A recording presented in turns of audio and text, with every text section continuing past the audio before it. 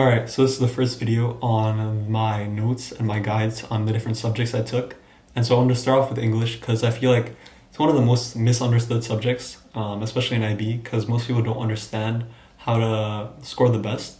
And I think that if you do one thing, simply, if you take one thing away, IB English guys. These guys will help you score the best. Like, without a doubt, I use them for all my assessments in IB English. They're the best.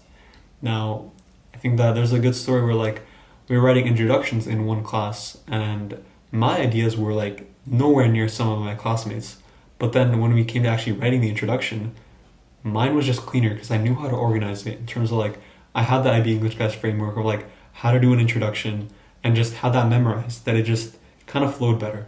And I think that that's what a lot of people miss is that once you memorize these frameworks and how to use them, what the IB examiners are really looking for, it's gonna just sound better, you know? And so moving to paper one, I think that the first thing is know your conventions, right? So know your conventions from all the text. You're most likely to see a digital text, so like a website, I think we had a website. But also just so memorizing conventions, of course. Then also IB English guys release criteria-based videos, so criteria A, criteria B, and all this. So know those.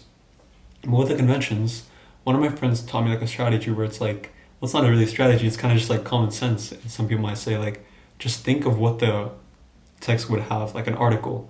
What would an article have? Or what would a website have? Like a navigation menu, a header, a banner, these things. Clickable buttons, right? So kind of just thinking about it, because even in our text, there was things that I've never seen. I think we had a newsletter. I'm sorry, what? That was never a pre-described text. And so be ready for a little bit of uncertainty. But then also for all these things, manage your time. You have to have a strategy going in of how much time you're going to spend on each thing. I receive extra time, so I had even nicer, but even me, I still struggle with the time. And so from for paper two, you can manage it. It's a very difficult exam, don't get me wrong, but you can learn it. If you know your text, and for example, we had Kendrick Lamar's To Pimp a Butterfly and Ocean Vuong's Nice Guy with X-Zones. And I must say, rapping during the during the paper two was very fun. But even if you have a boring text, like an old book, genuinely, IB English guys can help you structure it so that you take sentences and you just remember those. And then you kind of connect them with your other text. And it takes a while to be able to understand that. And many practice tries. But with the caveat, I never actually did practice tests for English. I only did the exams in class. And we did quite a few. But it doesn't really just work for me. I rather do a real exam because it feels real, ask for my teacher for advice and feedback, and then, improve.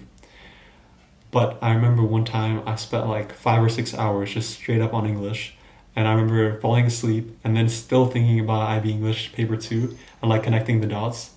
And so, yeah, be careful, but really know your text front to back, understand them, try to find online resources. I found some analyses.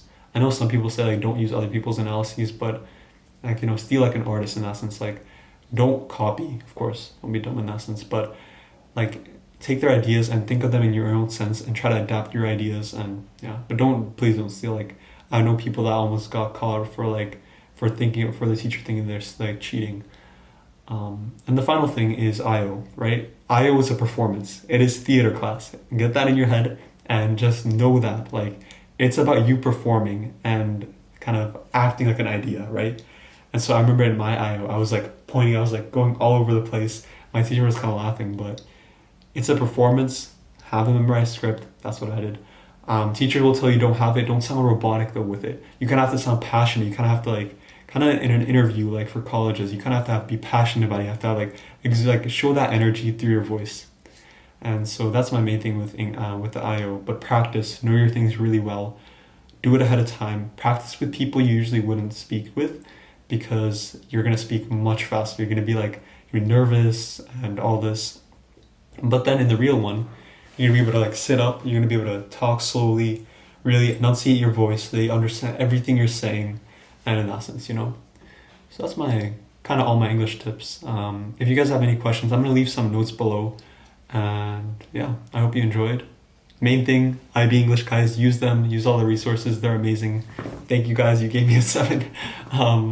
Their guides helped me get a 7, but yeah, thank you. See you guys.